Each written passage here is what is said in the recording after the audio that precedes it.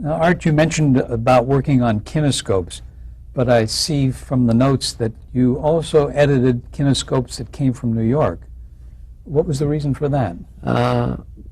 Was that from time to time we'd get programs in from New York on a delayed basis that needed some editing. Again, these weren't major projects. These were to take flubs out or for timing and things. I remember one time when I was editing Milton Berle, Mr. Television.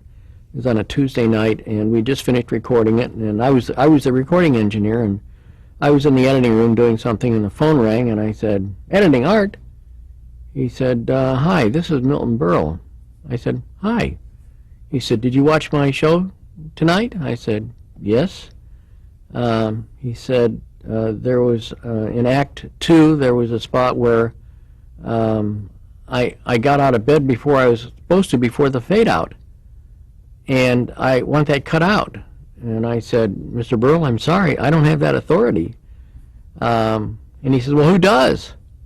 I says, "I don't know, but I'll give you back to the operator and she can find someone." So gave him back to the operator, and they got hold of John West, who was then the vice president of NBC in Burbank. And a few minutes later, the phone rang, and all he said was, "Cut it out." And it was an easy fix because I just chopped the fade and cut the black into commercial, and we were short about 6 or 7 seconds, but that didn't bother him. But that's, those little things, they're simple to do, but they come at the most inopportune time, while you're editing, and especially when if there's problems with the lab where the film breaks or whatever reason, and then the programs they get back from the lab too late, and boy, that's when all hell breaks loose. And that happened to me a number of times. You had some experiences with that, didn't you? Too many. We're going to get into that when we get Okay. to the editing process. Sure. Some of the other shows that you worked on were the Perry Como show. Mm-hmm. I think by that time, like 1952, they had the cable, didn't they, from the East? Yeah, I think I think a cable came in first, Mhm. and then they had the microwave relay, yes. relay stations, right? from the East Correct. Coast. Do you remember your work on the Perry Como show? Again, that was a New York generated show for the most part. I think every once in a while they would bring the show out to the West Coast and we'd do some shows here, but generally speaking, most of the shows that we did emanated from New York, and there was a 3-hour delay basis, and that's why we got into this, what we call a zone delay recording, and that involves some editing from time to time as well. Then there was a variety show called Saturday Night Review. Oh, yes. You remember that? Oh, yes. Anything you want to tell us about that? No, I enjoyed those shows. They were great, but I knew the director on that show, and I don't remember his name now. Ted Mills? Ted Mills, yeah. Because he was originally out of Chicago. Right. Mm-hmm. And he also did a lot of work in Burbank as well in the later years. So, and I used to go up on the stage and try to meet these people, just so I get a chance to sit in the booth with them while they were directing, so I could learn a few things, and I really enjoyed that. That probably helped you in your all-around approach to what you were doing. Absolutely. You mentioned Milton Berle and Texaco Star Theater.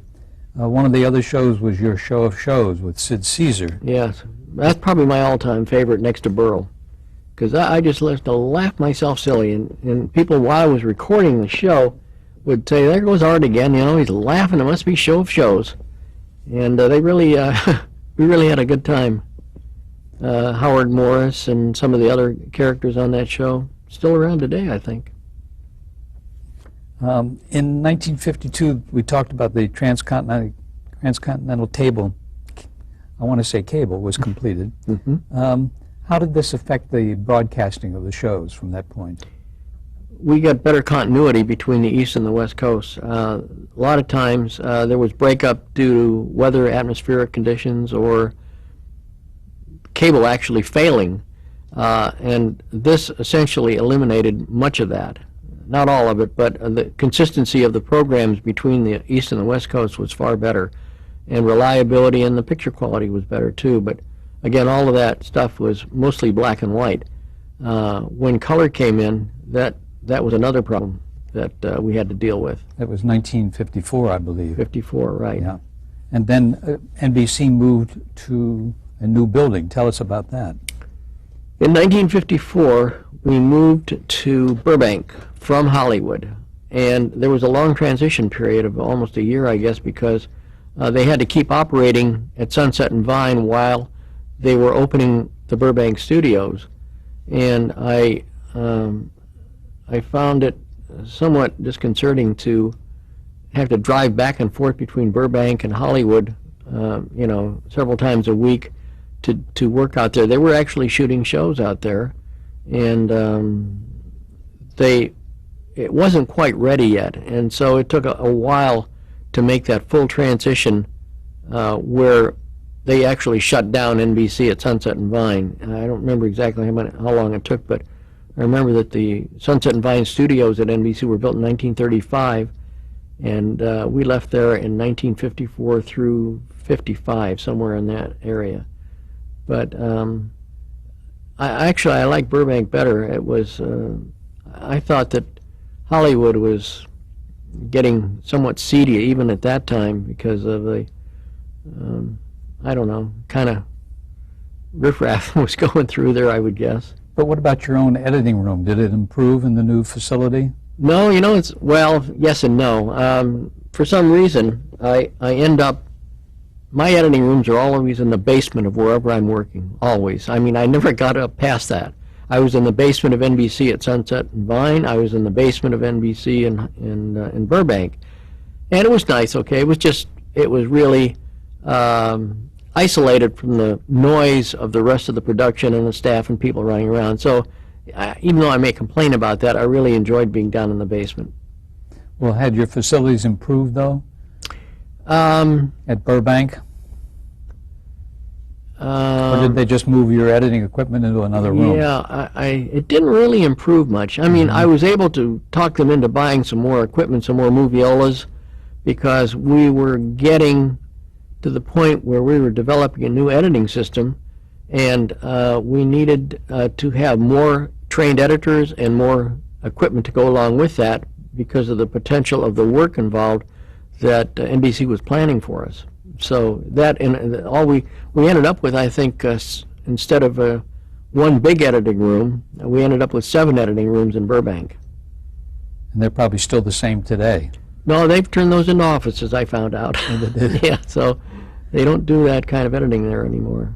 Well, let's talk about the first videotape recorders that were introduced. I think Ampex. Correct. Do you recall them? Yes, the Ampex 1000A. It came in one day in this big crate, and it was huge. I mean, not only the machine itself, but the associated racks of electronic equipment, all powered by electron tubes, not transistors in those days. And we got those things in, and they said, well, you guys start checking them out and read the instruction manuals and try to figure out how to get them working and see what you can do with them. Well, I thought that was great because I was getting tired of doing the same old film work day after day. So we hooked up one of them, got it all set up, and the engineers checked it out for me, and I put some tape on it, and I recorded it, an image in black and white, played it back about 5 seconds later, and I said, wow, look at that. Isn't that great? Did everyone in the building come running to see what it looked like? Yeah, a lot of people says, wow, look at these things, it's going to do away with film forever. And I said, well, we'll see about that, we don't know that for sure. But we got 2 of those in to begin with, and then RCA started building their own version. And it was a direct competitor for the Ampex machines. I kind of like the Ampex machines because they were designed on what we'd call a flat bed, a table basis. The RCAs, on the other hand, were vertically mounted, one reel above the other, and they were a little more difficult to edit with because you had to hook the splicer, videotape splicer, onto the machine itself and create a little table, and it was very difficult to go underneath and get the film, the tape, and move it around and join the 2 ends together. So I much preferred the Ampex for editing. And that came in, I believe, 1956. Correct. Videotape came in 1956, and it proliferated very quickly because it's funny. I think someone had mentioned in an article that they expected that they would manufacture about 15 of these machines, and that would be the end of it. I think in 1965 they had already built 5,000 to 6,000 of these machines worldwide. So people underestimated the potential of this new device. How quickly did it affect your work? Immediately. The first thing that happened is the producers and directors came to us and he said, "Can you edit this stuff?" I thought, I guess we could find out how to edit it. The problem was that videotape had no pictures per se. There were no images that you could hold up to the light and see like you could on film. No reference point. No reference points. It was all magnetic stripes and little pits and things like that. And the only way you could see those little magnetic striations were by taking a solution of what is known as carbonyl iron, which is extremely fine iron, that attaches itself to the magnetized patterns on the videotape and makes them stand out. And there are places that we found out you can edit and places you can't edit. And there are actually, I guess you'd call them frame lines, but they're really invisible until you develop them out. You've got to be able to see the image and know where the end of the frame line is before you can actually make a cut and splice the tape. First time we tried it, there is a thing called a control track on videotape. They're equally spaced pulses, which are essentially like sprocket holes on film, and they maintain a constant speed of the videotape. Every 6 seconds. No, it's actually every 60th of a second. There's a whole string of these little pulses, and the problem was you try to make a splice and you think you're in the right place, and you make a cut and you glue the two ends together, and the picture jumps all over the screen because it rolls vertically and it takes 4 or 5 seconds for it to stabilize. So that's a lousy edit. And so I became the first videotape editor there because I could make more good splices than bad. I mean, that's not a very good criteria because I guess it was luck. It was more that I could hit the right spot more than other guys did, so they made me the first tape editor. Well, I found out later that the reason I was having this problem in making videotape splices on this 2-inch wide tape was the fact that there were a double set of control track pulses, which, excuse me, did not allow us to define the end of a television frame. So we got the engineers at NBC to modify the signal in the machine and eliminated one. From then on, excuse me, every one of those was a, excuse me. Sure, go ahead. So it was very much a hit and miss proposition yes, to begin with. Mm-hmm. And then you and your associates devised this plan to be able to read the videotape and find out where you could make the cut? By putting this carbonyl iron on, we used a little film cement bottle that film editors use, but we fill it with alcohol and carbonyl iron, and we just slosh it around, and we take this tiny little film brush and just apply it to the oxide of the videotape, the 2-inch wide tape, and it would then immediately show up, and the alcohol would evaporate and would just leave a pattern. And then you could line it up with we generated a little magnetic, a little splicing block, because there was nothing to edit videotape with. So we had the machine shop at NBC right next to me create a 2-inch wide aluminum channel with a chunk taken out of the middle so that we could actually run a razor blade down there. And the first tape splicing we did, we would develop these little images, find the right spot, take a stainless steel ruler, because you couldn't use anything magnetic on it, hold it down with your fingers and take a standard single-edge razor blade and make a swift cut down one side. And then we do the same to the other. And then we take the splicing tape, which was 1/4 of an inch wide, and it was 1/4 of a thousandth of an inch thick. It was so flimsy it was almost impossible to hang on to.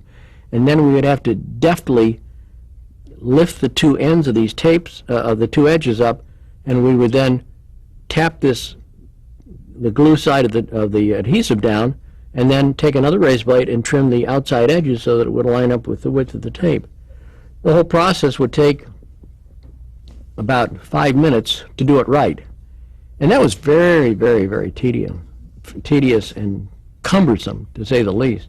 And so little by little, we began to develop new devices, new splicing devices.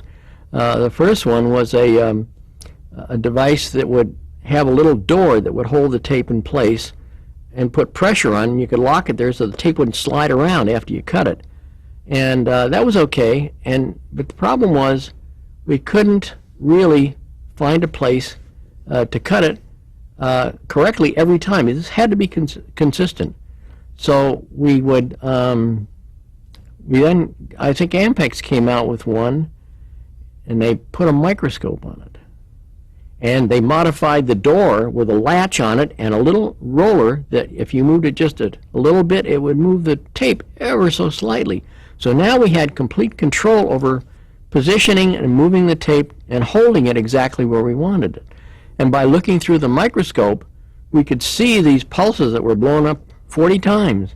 So it really a piece of cake because you didn't have the eye strain, because I used to get terrible eye strain from time to time because of this, staring at this, first without the microscope, and then with the microscope, it wasn't that good because then I had to look down and find out where I was going to try to make the cut.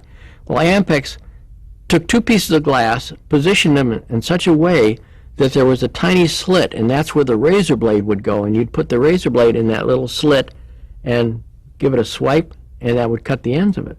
This whole thing was getting better, but it was much too difficult to use for any kind of major production work. Sounds very tedious. And how long would it take now after the adaptation on that tape recorder? We went one step further. There was a company out in Cucamonga by the name of Smith who developed the best splicer, and that's the one we use today, which incorporated all these devices for positioning the tape, and they had lifters to lift the tape up, hold it so you didn't have to get in there with your hands because we had editing gloves on too, and that was kind of hard. You get the sticky tape on the editing gloves, and that was a real mess. So what they ended up doing is putting in a guillotine cutter, like a paper cutter, and once you positioned it and locked it in place, looked through the microscope, found the spot, just hit that with one little stroke, and it was done. And that's the way we edited videotape from that point on. Of course, it all sounds so antiquated when you think of what we're doing now, and which we will get to. Right. But where they're editing on computers. Right. Anyway, in the 1950s, late 1950s, I have a note here that said you worked with the NBC promotions department. Yes. Making, trailers for them? Right. How did that come about? Excuse me. I got involved in that because of my film experience at USC, and the promotion department was making trailers on all of the film shows for NBC, Wagon Train. They did a whole bunch of series. And what they wanted to do was a lot of optical effects. And the optical effects that could be done in television were minimal. I mean, dissolves and a few wipes and, simple things like that. But didn't you have to do that at the lab? So what we did is we did all this stuff on motion picture, 35mm motion picture film. And part of the contract with all of the shows that aired on NBC was for the producers to supply the promotion department with color, print, and interpositive or negative material, along with the proper soundtrack of selected material that we would go look at. Sometimes we'd come over here to Universal, and we'd sit down in the screening room and watch the show, and the producer, the writers, and I would sit down there, look at the stuff, and he'd say, yeah, let's use this and this, and I said, well, how about this shot? Fine. So they would make a list of the shots, they would call the lab would pull these scenes, splice them all together, and send it to us on maybe 2,000 feet of 35mm film. And from that, we would create a whole series of trailers or promotional spots for this particular program. And we ended up adding roll-in titles and flip titles and flip frames and you name it. Things that can't be done or couldn't be done at that time with video easily and cheaply. And this was extremely fast, and we'd get stuff back within 2 or 3 days, and it was in full color, and it was a terrific. I enjoyed that because I was really working with film on things that I knew, because as I remember, as I mentioned earlier, Joe Westheimer was an optical expert, and he had his own facility, and he taught me special effects while I was at USC, and I remembered all that stuff, and it made it very easy for me to create setup sheets and all that for the labs and the title departments, and I never had any trouble with them. But what was the purpose of putting all those effects into a trailer? Was it to get the attention of the viewer? The first thing that I learned when I started working with the promotion department is get the viewer's attention. Hit them over the head with a 2x4, however you do it. Within the first 4 to 5 seconds, you've got to have impact that will make people want to watch that television show. And we did promos for shows that weren't worth it. I mean, the shows weren't worth it. We sometimes pulled the only good footage in the whole show just to get the promo. And we saved a lot of shows that weren't worth saving. I hate to say that, but that's one of the reasons you promote stuff, is to try to get people to watch the shows. And I did well over 3,000 spots. Do you remember some of the shows that you did those spots for? Wagon Train was one, and I did, oh gee, there were so many of them. I mean, I would do, the more complex ones would take me 4 to 6 hours, and I would write out the optical sheets, right down to the frame, and indicate where the effects were to go and all that. And generally, I didn't even build the promo, but I had enough material that I could actually time it out by counting the footage. And I would just send them a count sheet, and I didn't know what the promo would look like until I got it back in the lab. But they almost always worked very, very well. And I enjoyed doing that because that was really good film editing at NBC with the best equipment, all in color. And not only did I make the promos and do the optical effects, but a lot of times when the prints came back, we would make reductions to 16 millimeter for some of the stations that didn't own 35 millimeter projection equipment. I would actually cut the spots apart, stuff them in envelopes, put stamps on them, lick them, and give them to the mailroom. So, you know, it was kind of a well-rounded job that I had. You handled it from beginning to end, Right. didn't you? Going to the studios all the way through the process of post-production and shipping. This was the late 1950s, or middle Right. 1950s, I should Right. say, because that was the time of the Blacklist. And Mm-hmm. do you recall that happening when there were people who were frozen out of work because they might have signed a communist petition or something? I remember that happening, yeah, the you have any McCarthy friends? era. Did you have any friends that were involved in that? No, I actually circumvented that and got around it Yeah. because, again, most of those people were above the line people, producers, directors, writers, and I was below the line, and so that really kind of skirted right above us. So we didn't have that problem. Did you have to sign a loyalty oath at NBC? No, never. You're lucky about that. Well, I did have to do one thing that I was kind of amazed at. I had to take a colorblind test when color came in. And that was a very difficult thing. It took 2 hours. And what we had were 3 rows of chips, probably 100 chips in each in the three colors, magenta, cyan, yellow, magenta, and cyan. And they were graded from light to dark. And they would flip them all over, and they were all numbered from 1 to 50 or whatever they were. And then you'd scramble through, and they'd mix them all up like a big puzzle, and you'd have to go through and line them all up and in proper order. And then they would flip them over, and they'd look at the numbers. And if any of the numbers were out of sequence, then you didn't get into color television. I made it. So the colors were red, blue, and green. I mean, No, they basically. No, I think No? they weren't red, blue, and green. That's what I thought. I think they were yellow, magenta, and cyan, the subtractive colors. I wasn't sure what cyan was. Yeah, cyan is kind of a blue-green color. I think eventually they gave us another set which had red, blue, and green in it, but we had to take the colorblind test, and there were a few people that did not pass and could not work in color. But I thought that was kind of unusual. Yeah, or else you wouldn't have been in it. That's true. The Bob Hope specials, they came in 1951, Right. and you had a long association with them. Right. How did you get this assignment on the initial Bob Hope special? The producers knew that I had a film background, and right off they asked me if I would be an assistant editor. I said, sure, why not? That's what I came here for, to do. And I started working on the shows, and they were a lot of fun to do. There wasn't a lot of editing, because although they were shot on kinescope, they were like, it was like chunk editing. Maybe in an hour show we'd have 15 or 20 edits just to tighten up flubs and things like that. How did they shoot that show, though, at that time? Did they shoot it scene by scene or No. chunk by chunk? Chunk by chunk.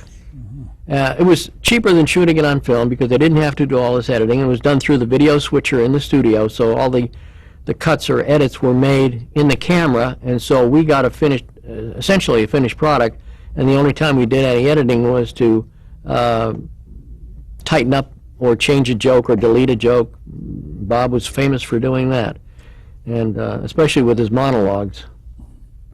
What was the format of the show? Do you recall? The specials? I mean, was it strictly comedy variety? Yes, it was comedy variety, and he had a lot of guest stars on. Bing Crosby and Dan Blocker from Bonanza? yeah, Bonanza, and Bing Crosby. I mean, every named star in television or motion pictures has been on that show at one time or another. How closely did Mr. Hope get involved with the final show? Did he have any supervision over the editing, and did he work with you at all? He worked with me from time to time, but generally I worked with the associate producer, and he looked at every show. He had complete control over every show, but he didn't always come down the editing room because he was shooting or doing something else or doing a benefit or whatever, so he didn't have the time to do that.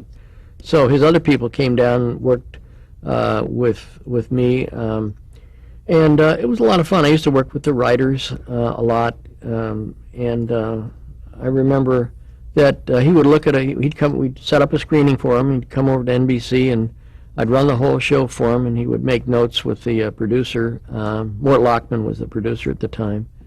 And then Mort would give me all the notes, and he says, Bob wants to see the changes tomorrow morning. I said, what time? He says, 8 o'clock.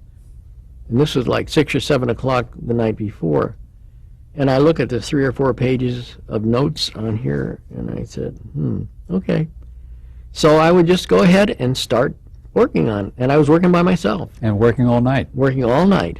And I remember one time, it was 2 o'clock in the morning, and the phone rang, and I said, editing, Art. He says, hi, Art. I was really tired. I said, hi, Art, this is Bob. I said, Bob who? He says, don't ever do that to me again.